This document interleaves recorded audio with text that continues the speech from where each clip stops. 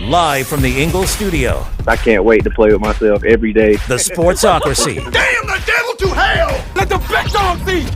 Let them on the field! Come get you some of this. Fire them cannons! By golly, put more powder in those things. He couldn't take any more disappointment. Oh my God, the Jets killed him. And welcome back into the Sportsocracy here on ESPN Asheville, 92.9 FM, 880 AM, 1400. We are heard everywhere you go on the iHeartRadio app, seen everywhere you go on YouTube. Welcome back into the show here. We are living the dream with Ingalls Supermarkets, Parks Ford. I'm going to get it right one day. Parks Ford of Hendersonville. Of Hendersonville. I keep wanting to switch the... anyway, Parks Ford of Hendersonville. And Clarissa sells WNC, the Live of the Dream Tour in New Orleans, Louisiana. And last week, the Live of the Dream Tour was, of course, in Mobile, Alabama for the Senior Bowl. Although, before we get into that, we should address that there is breaking news that Myles Garrett has requested a trade from the Cleveland Browns. We don't have a whole lot of information, but on tomorrow's show, we are going to do an introspective of how the Deshaun Watson trade was the worst trade in NFL history. Mm-hmm. I didn't think anything would beat Russell Wilson. And Deshaun Watson said, hold my beer. Well, the Cleveland Browns are going to Cleveland Brown. And why wouldn't you want to trade? We'll discuss. Why wouldn't Myles Garrett want out of there? We'll discuss tomorrow what the compensation could look like, teams that could be interested, and we will dive deep into... Well, Cleveland, what happened? We wound up right back where we started, which is sadness, unabashed sadness. Yep. Tomorrow on the show, we'll get deeper into that. But last week, Jeremy was in Mobile for the Senior Bowl, and he has yet to name his all Super Bowl or his all Senior Bowl team. Yes, I got diagnosed with the bubonic plague.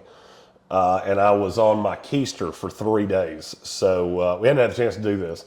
So we figured we would do it here in the final hour of the ESPN show today before the Super Bowl media frenzy craziness took over. So now we're going to announce my all Senior Bowl team. This is the guys that they were the best. They helped the draft stock the most last week. We have an offensive team. We have a defensive team. I will tell you that the way this team works, if there wasn't a player that deserved to be there at a position, that position didn't get put on the team. So there is no quarterback. Because they were all that bad. Not even Tyler Shuck. I thought you said Tyler Shuck had a good week. He was okay. But to leave off any of the guys that I have on the offense for Tyler Shuck would be a travesty. Okay. All right. So we're going full-time quarterback. Dad plays quarterback. Yes. And the kids... get to play running back in every other position. No, the kids cry. That's usually what happens. after Dad darts him in the eye with one. Yeah, Dad just throws an Uncle Rico dot. Dad, I ran the right route. Why did you knock me down with the ball? Because you're weak. You're weak. That's why. All right, so we don't have a quarterback. So starting the offensive team with running back? We'll go running back. There's only one running back, Brashard Smith, SMU. This is a weird running back class in that we have two no-doubter, Ashton Genty and Omarion Hampton. Those are the two. That's 1-2 on every board that I've seen, or at least from every scout that I've talked to. Then you get into some Caleb Johnson's almost universally 3. Mm-hmm. But then it gets really interesting from there because some people really like Cam Scadaboo, who we did not see this week. Some people really like the Ohio State guys. I don't, as much as everybody else does. Okay. I was going to say not at all? No, I mean, they're third-round picks to me. Okay. But in terms of, if I'm looking for a three-down guy, I saw enough from Brashard Smith this week to go, that guy could be what I'm looking for. Mm-hmm. He is insanely fast. And I love the home run hitter speed. He had a great week. Great. One of the better weeks I've ever seen from a running back. Mm-hmm. And I think he solidified himself late into probably day 2. I don't think he gets any. I don't think he falls any later than that. But he might sneak into. I could see him getting all the way into the second round. Okay, Brashard Smith, running back out of SMU. Wide receivers, there were a bunch of those. It was a lot. I'm going to do these in reverse order. The guy that I have fallen in love with, and you're going to hear his name a lot, Isaac Tesla. He was a late ad, big kid from Arkansas. Really showed some over-the-top speed, really showed ability to separate, worked hard. I'm not going to lie to you. I'm not going to say I didn't know who he was. I had seen the name, but I didn't really know much about him. And there was a night while we were down at the Senior Bowl, it was Wednesday night, after I had seen him, I literally sat with my laptop in my lap and watched tape of him, all 22 from Arkansas. And I was dumbfounded at how often he was open and how often nobody noticed. Quarterback play at Arkansas was bad. And so he would get open over the top, and there was one where I specifically saw a quarterback look at him and go, I can't get that ball there. He's going to come into the league, and I think could be a lot like Jalen Coker last year, where he doesn't necessarily have the hype because he didn't necessarily have – Coker didn't play in a big enough school. Tesla didn't have the numbers. But, I mean, he was 7th in the country in yards per catch. He just only had 25 catches. So that kind of skews things. Real quick question. How often is it that guys go to the Senior Bowl and do not get drafted? I did see a stat. It happens, but it's not super common. I did see a stat in the lead up to this year's Senior Bowl that said last year 43% of all of the draft picks came from the Senior Bowl. Yes. So, that's always the case. Right, and obviously it makes sense that all of the senior all-stars are going to get drafted, you would think. From the Senior Bowl. The Shrine Bowl is much more likely. A lot of times the Shrine Bowl will have some higher-end guys. Not higher than the Senior Bowl, but higher end guys in general. And then they'll have some closer to priority undrafted free agent, like 7th round guys. The Senior Bowl is the best college all-star game. And people have said, oh, it's getting closer over the years. It is, but it's still, it's like saying. It's still the cap. Oh, let's see if I can find a comparison here. It's like saying Whataburger. I don't know. Dale's baking burgers out of the pickup truck on the side of the road. That's the Shrine Bowl. That's stark of a difference. Yes. Okay. The Senior Bowl is the creme de la creme. You know, right now we are halfway in between Frisco, Texas, and Mobile. Right. I never at any point thought about going to Frisco. Well, and I wanted to bring that up because I'm not an Arkansas guy. So I've never heard of Nikola Tesla or whoever the hell he is. Tesla. Sir Isaac Tesla. But I never heard of that guy before. He was a late replacement. And so when the late replacements come in, the guys that you haven't heard of, I'm just curious did this vault him into being drafted where he may not have been before? Yes. He would not have been drafted before. What we saw this week was enough for teams to go back and go, oh, and I'm betting that they're going to do the same thing I did, which is watch the tape and go, well, you weren't really the problem. You were open. You just didn't have a quarterback to get it to. Right. All right, so Isaac Tesla, and then? Jalen Royals out of Utah State. I knew that was coming. Yeah, he's just really consistent. I mean, he's not huge. He's not crazy fast. He kind of reminds me of Jaden Reed to a point. He's just always open. And it seemed like all week long, anytime I saw him on the field, he was just always open. And he had, I think, a really solid week, if maybe not unspectacular. Yeah. He's the name on this list that I think had the most average week. But he did exactly what I thought he was going to do, which is come in and just, you're not spectacular, but he was the exact opposite of Xavier Restrepo. Restrepo was not spectacular, but he was not spectacular in ways that I did not expect him to be. I thought he was faster. He couldn't separate. He couldn't get open, and you can only run routes so well. Right. And so I thought Restrepo was a big loser this week. I have him in day 3 now. Oh, wow. Wow. Jalen Royals had a lot of highlight plays that made it around on the social medias, and that kid's got some nasty steps. Those first moves, he was just leaving corners at the line of scrimmage, basically. And he's definitely a guy that you can watch and go, he's got a place somewhere. For sure. In this league. For sure. All right, after him. Kyle Williams out of Washington State. He very fast, consistently open. I think he really turned a lot of heads, put himself firmly in that slot receiver, probably early in day 3 category. He had a really good day 1. Day 2 and 3 were good as well, but 1 was the day that he separated himself. Yeah. I thought he was one of the 5 winners of day 1.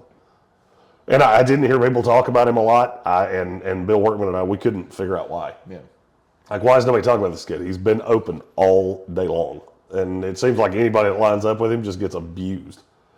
So I thought he was a big winner of specifically the first day, but the week on the whole as well. Okay. Kyle Williams from Washington State.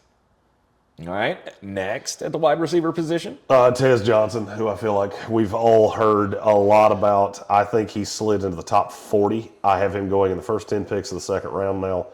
He is super small. I cannot wait to see what he weighs in at the combine. And we'll talk more about this as we get closer. You know, after Super Bowl week, we really dive hard into the draft. So I'll be giving my manifesto on tape and combine and all things draft. We'll probably do that not next week, but the week after, as we get ready to head to Indianapolis for the combine. But Tez, I'm interested to see what he comes in weighing at, and then I want to see what he runs, because I think he weighs about $165. So you're not going to come in and weigh that little, most likely. You're going to try to bulk up to prove that you can deal with the rigors of an NFL schedule. The question is, does that change how fast he is? Because how fast he is what really separated him at the Senior Bowl. And every platform has talked about him because he was just absolutely outrageously good. It seems like we have these guys every year, right? That seem small, seem underweight. He doesn't seem small. I stood beside him. He looks like a small child next to me. I just mean, like, when you look at him, you go, that guy's too small to play in the league. He's going to have to figure out how to bulk up. And quite often those guys do get washed out because they wind up with injury issues and things like that. I think Tez has a shot to be one of the rare ones that doesn't. I was going to say, but aren't these guys surviving longer now? Yes. In the faster NFL, I don't want to say it doesn't matter, because it does matter, right? Oh, it certainly matters. It matters if you get out there and you get matered, but I don't think it matters as much anymore. It definitely doesn't matter as much, but it does still matter. Yep. All right, so Tez Johnson, do you got another wide receiver? I have 2 more. You haven't even talked about the MVP yet. Probably my big, since you said that, I'll go ahead and say him now. Jack Bech out of TCU. He was the MVP of the game. He was the MVP of the week. He was the winner of the week. He told us before he ever stepped on the field, I am going to go out there and dominate for Tiger. And that was his brother, Tiger Bech, that was killed in that terrorist attack New Year's Day. And he did. He wore his brother's number. He went out there and fought every rep. He worked hard. I think he's gotten into that top 50 consideration for me. I really like him somewhere like Washington with an accurate quarterback. He's going to play slot. I mean, he's Chris Godwin. You want me to tell you what he is? He's Chris Godwin. He's a bigger version of Chris Godwin. And I can't take credit for that. That's a Trevor Sikkema reference. He said that to me, and once he said it, I went, that's why you're you, because you're way better at comps than I am, because I would have never gotten there, but now that I've seen it, I can't unsee it. And he's a really, really talented player. He's just got great heart. He's one of those players that you want on your team because you know you're going to get 100% out of him every single week. Any chance he lasts to the Bucs in the second round? Yes. It's a possibility, yes. If we don't re-sign Chris Godwin, then there you go. You got Chris He'd Godwin. be a great replacement. He got his replacement ready to go. All right, and then your favorite, Arian Smith. Arian. He was the winner of the week. He was the winner of the week. Had it not been for the narrative with Jack Bech, right, we'd have been talking about Arian Smith. Yeah. Because not only is he freakishly fast, and I cannot wait to see what he runs at the combine. non-scientific straw poll was he's going to run somewhere 4.26 to 4.28, and he didn't drop a ball all week. Wow. Didn't drop a ball all week. Had some unbelievable catches. And every corner on the team when they did the one-on-ones, they were all calling out Arian Smith because they wanted to be the one that could stop him because nobody else had all week. And he was super chirpy by the end of the week. Well, good for him. I'm really happy that he learned how to catch a ball after the college football season was over. Well, it helps when he's not being thrown to by Carson Bech. This is true. Now, the group of quarterbacks here was a disaster to say the least. If I had to pick a quarterback winner, it would have been Jackson Dart. He is clearly my number 3 in this class now. Quinn Ewers is 4, and Jalen Milroe is undraftable. Yeah, he will be drafted. Don't get me wrong. He'll probably go in the 3rd round, just on raw tools alone, and how bad this quarterback class is. I can't see it. I didn't see anything all week long that made me think that's an NFL football player. I think I did see some rumors out there that the Philadelphia Eagles were hot on him. Did you hear that? I could see that. I could see the Eagles. I could see the Steelers in that Justin Fields package. Yep. I think he's a gimmick. He's not a quarterback. And I said that when he was coming out of Alabama.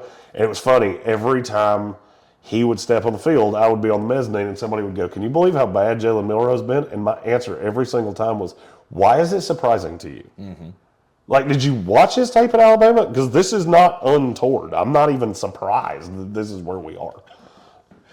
You're in the Sportsocracy. This is ESPN Asheville, 92.9 FM, 880 AM, and 1400. That's the slew of wide receivers that wound up on the All-Senior Bowl team. The Mullet King was in Mobile last week. Hell. Getting up and close and personal with many of the prospects. I got too up close and personal with at least one of them because they gave me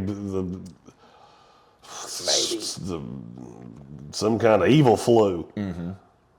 Yeah, and I'm hoping that you didn't give it to any of them. That was where I was headed with that. Not that they gave it to you. Oh no, I was hoping you didn't give it to them. I felt like $1,000,000 until about 11 o'clock Thursday night. Yeah. And then we were off Friday. The game was Saturday. I didn't see another soul. But between Coach Briggs, Bill Workman, and myself, we were in bad shape Thursday night. Well, we're glad you're feeling better now, and we are on the road once again in New Orleans, Louisiana, Super Bowl week. We will have the rest of the offensive side of the Mullet Kings All-Senior Bowl team coming up next here on ESPN Asheville.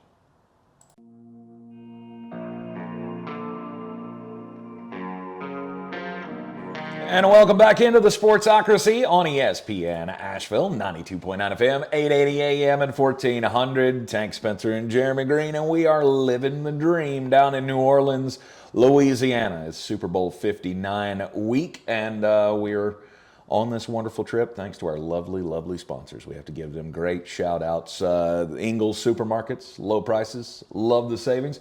Parks Ford of Hendersonville, and Clarissa Sells, WNC.com. And we are already in discussions of how to live the dream even bigger and better next year. Yes, indeed. It's going to be hard to beat this year, but growth is growth, right? Yeah, we're having a collage made for in the studio.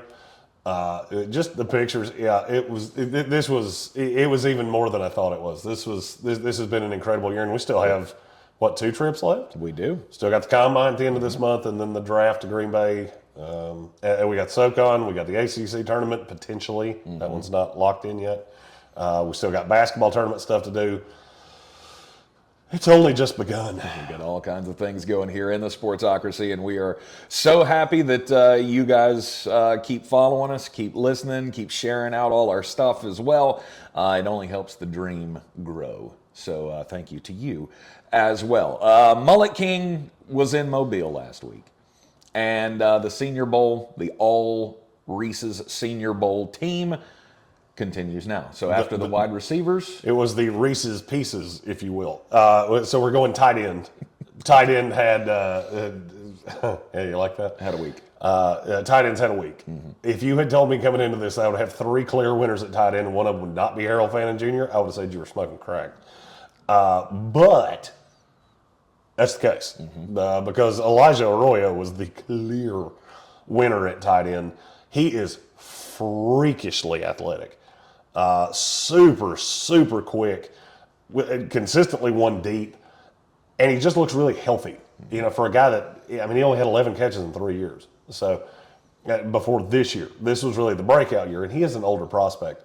But I saw enough in this week that he's going to get second-round looks, and I'm not sure he hasn't passed Harold Fannin. Really? And the next guy I'm getting ready to say, I can tell you for sure has. Okay. Mason Taylor at LSU. Jason's kid. Jason's kid. He was fantastic. And he showed an ability. He showed exactly what I needed to see from him, which was an ability to contribute in the red zone, because he's a big-bodied kid in the first place. And then to see the consistency that he played with over the course of this week that's what I wanted to see, because I didn't see that at LSU. But what I saw this week was a kid that's got all the raw tools, and now the thought of him pairing with Jim Harbaugh in LA is about more than and I do that every year. I find about 10 to 20 team to player matchups, and I can't get away from it. That one's this year. How is he as a blocker? Willing. He's Which a willing. That's not my cup of tea to say, but he's not a great blocker, but he's got all the skill set needed to be good at it. Okay. I was going to say, if you're going to put him on Jim Harbaugh's team, he's going to have to block. Yeah, well, you would think that until you look at the tight ends that they played this year. Not so much. So. Okay. And then one more? Terrence Ferguson out of Oregon. Oregon had a great week. Genuinely, I could have had 10 guys, it felt like, from Oregon on these two teams. But Terrence Ferguson had a really good last 2 days. I liked him a lot coming in, just because I think he was very unheralded, because he was, so low in the pecking order. You look at how many running backs they had. They had Bucky Irving a year ago. Had 2 or 3 more guys this year that probably project as draftable at some point. Tez Johnson, Evan Stewart. You get to a certain point where you're 7th down the line, it's going to be hard for you to show off, but he definitely did show out this week. Yep. All right, let's go offensive lineman next. If Gray Zabel wasn't your number 1 winner of the week, you're out to lunch. Yeah, kid from North Dakota State. We talked about him non-stop over the course of basically every day. We couldn't believe he kept showing up. I think now he's gotten into first-round discussion. And he's going to fit into that Graham Barton role of he can just play every position. He played center, he played both guard spots, he played right tackle, he even lined up at left tackle, and he didn't get destroyed. Wow. He didn't lose a rep on Tuesday. He lost a couple over the course of the week. And if you liked Graham Barton last year, I don't see how you can not like Gray Zabel this year. As a Buccaneers fan, I like Graham Barton. As well you should. He's very good. Just that one snap at the end of the year was the only problem I had there. And it was that snap that you did all the things. You did. Except the one basic tenet. Yes, indeed. All right, so Zabel was obviously a clear winner for, as you said, everybody has talked about Gray Zabel. Who else on the offensive line stood out? White Millum from West Virginia. He's just got a nasty streak. And I'm not sure that he doesn't project better at guard, but he's another one that's going to have versatility. If you slide him in at guard and something happens to your right tackle, he can kick out there and play. I think he could play in a pinch at left tackle. He has that demeanor that I look for, especially if I was Philadelphia or Baltimore, one of these teams that runs a lot. He's the guy I'm looking for. And I think he's a ready-made piece right now. I think I have him going to the Giants in the 2nd round. Okay. And he might be their best offensive lineman, not named Andrew Thomas, immediately. All right, and then? My next 2, or my final 2, were 2 kind of deeper dives. Emory Jones from LSU that we had talked about a little bit in the lead up to this because I liked him better than most people did. Really strong base, just maybe inconsistent feet. I never really felt like he had a position and he had never learned how to play a position. And he came here this week and it was, I'm just going to do everything. And everybody called him out in the one-on-ones. Everybody wanted to beat him, and nobody ever did. And he just, he got in. There weren't a lot of fights this week, but if there were fights or scrums or whatever you want to call them, he was at the center of almost all of them. Yeah. If you want just a nasty streak, chip on his shoulder, offensive lineman, it's Emory Jones. Is he inside, outside? Can he play I anywhere? think he can play tackle. I know he can play guard. Yep. And I think he's a day one starter at guard. All right, and the final? Anthony Belton out of NC State. I was so shocked by this kid because I had a legit round 5 grade on him. I hadn't really even thought about him that much. He was fine. I thought he was a nice depth offensive tackle that somebody would take in day 3, and the only time we would ever really hear from him was if somebody got hurt. But then this week, nobody could beat him. And every single guy I talked to on the field, that's who they kept talking about, was, man, that kid was better than we thought. Every coach, every scout, every player, they all kept talking about Anthony Belton. And he's better than we thought he was. And he's better than I thought he was. I think now he's in the Ozzie Trapillo range, the kid from Boston College. And if you had told me before this week that we could have those two in the same sentence, I would have kind of laughed. But nope, that was the week he had. And Trapillo had a good week, but he didn't have a week as good as Anthony Belton. All right. Any honorable mentions for the offensive? Not really. I go so deep that there were a lot of guys that would earn an honorable mention, but I don't really do that. If I was going to off the top of my head, the kid from, I'm trying to think of his name now, the kid that went to Clay Webb, the kid that went to Jacksonville State, he started at Georgia, he really screamed up my center rankings. I think he probably bounced around a little bit more than I would want him to, and he never really got settled. But he showed a lot of talent and a lot of potential this week. All the smaller school guys, Grant from William & Mary, Vinson from, I think it was Alabama A&M, and then there was a kid from Sacramento State, and they all had pretty productive weeks among offensive linemen. I would say they would all be my honorable mentions. Okay. All right. We'll take a break here in the Sportsocracy on ESPN Asheville, 92.9 FM, 880 AM, and 1400. When we come back, it'll be time to talk about the defensive side of the 2025 All Reese's Senior Bowl team from the Mullet King himself. We are live in New Orleans, Louisiana, Super Bowl week here on the Living the Dream Tour. Again, great shout out to Ingles Supermarkets, Parks Ford of Hendersonville, and Clarissa Sells WNC.com. We'll be right back.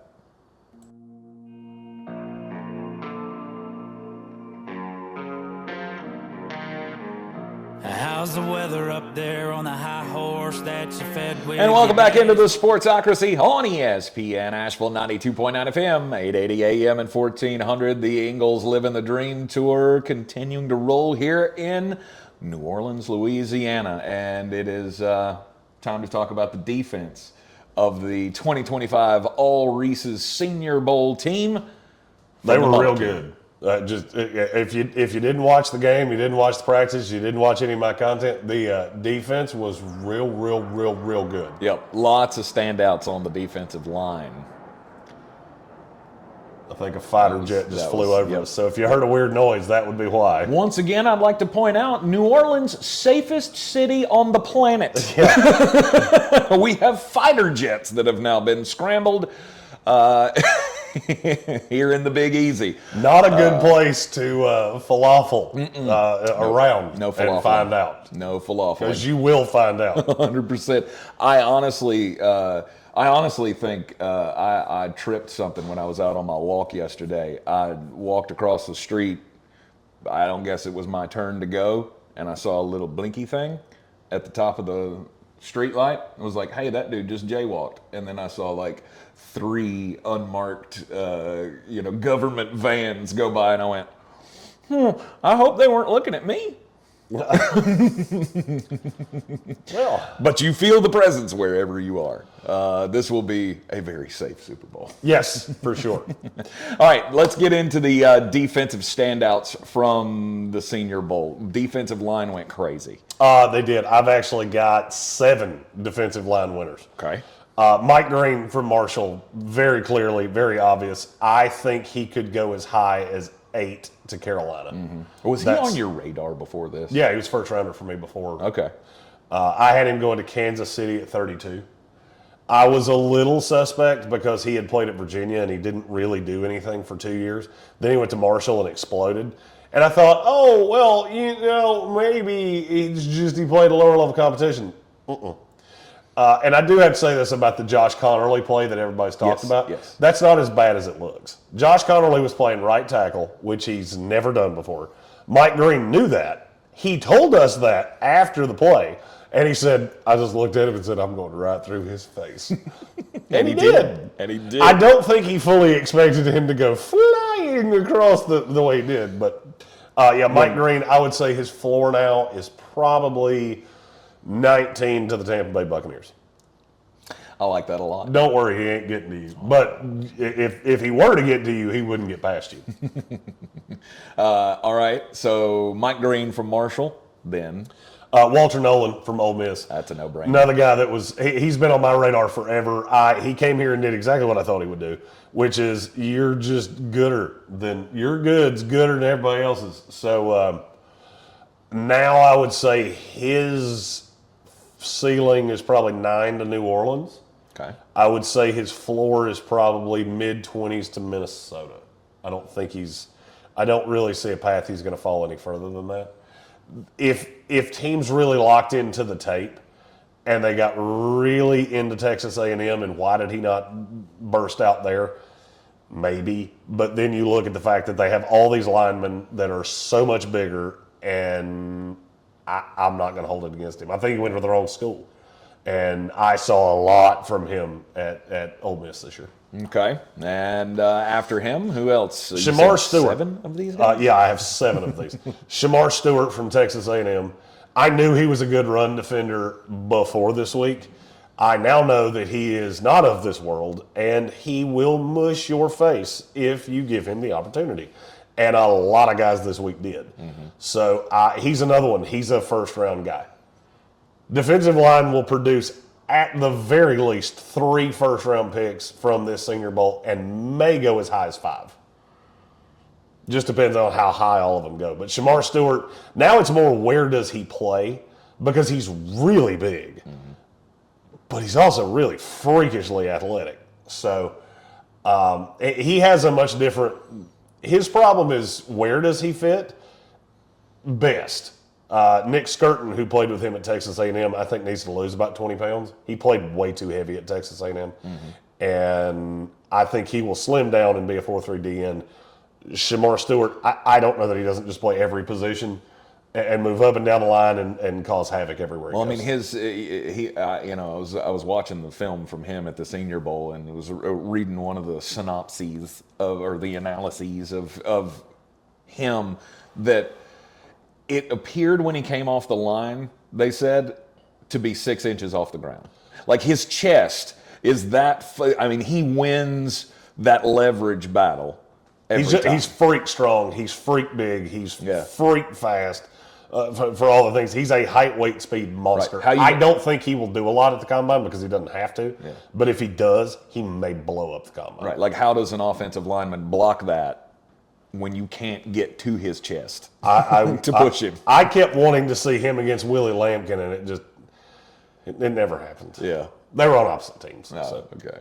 All right. And then? Donovan Ezra-Raku from Boston College. I think he has a chance to get into the first round. I would really be looking at the Detroit Lions at the end of the first, Buffalo Bills. They really like guys like that, and he showed out this week. Baltimore Ravens, another team I think would be interested in him. He's got a lot of skill. He's not as freakishly big. but the bend is really good. It's not Mike Green good, but it's good. And he's really quick off the edge. So the stereotypical 3-4 outside linebacker screams it to me. I think he will be a day one starter. If he doesn't go in the first round, he'll go in the first 10 picks of round 2. Okay. And then? Darius Alexander out of Toledo. That's a player that I told you about before I went down there. I wanted to see him, and it was super obvious after. The first day he kind of was feeling things out. He didn't have a great day, day 1. Day 2 and 3, I heard a lot of, hey, who's 9? Ooh, come here a minute. Let me tell you. Yeah, let me tell you all I about it. basically worked as his agent for about 2 days. Going, come here, let me tell you. Did you learn what his dog's name is? I don't know that yet, but I will. Okay, all right. I do know his agent's name, which was really important to me. And my goal is to get him on for an interview with NFLDraft.net before it's all said and done. I love this kid. I would say he probably goes late round 2, early round 3. All right, how about a South Carolina kid? TJ Sanders, defensive tackle. South Carolina has an insane amount of talent. Sanders was phenomenal on day 1. He was good the other 2 days. I'm always careful about guys like that because it seems that if you don't have those burst days late, they can be kind of forgotten about. And he was so good early that he may not have affected his stock as much as he should have, but he affected my rating on him a lot. I had him in the 3rd round. Now I think he's a solid 2. No. Okay, so are we done with defensive line? No, we still got one more. Josiah Stewart out of Michigan. And he's so – the thing about Josiah Stewart is that he's kind of a man without a position because he's like 245 pounds, 250 pounds. I don't know that he is big enough to hold up with his hand in the dirt. I'm also not sure that I like his skill set the best with him standing up. So I think it fits. He's one of those that has to go to the right team. Who that is, I have not figured out yet, but he did a lot to help himself in Mobile. All right, let's go to linebackers. Linebackers a much shorter list. Jeffrey Bassa from Oregon, he was not of this world, and there was a lot of, hey, who is that on day 1. Then it was pretty obvious that the chrome helmet kind of tipped it off. He had one of the most impressive reps of the week it was one-on-one, and I think it was Arroyo that he lined up against. Okay. And in a man-on-man coverage drill, he runs stride for stride with Elijah Arroyo and breaks up pass. I think he can do a little bit of everything. He is now my number 1 linebacker in the class. You know I'm not real high on Jihad Campbell. Right. I think he's fine. I don't understand what it is that everybody sees in him.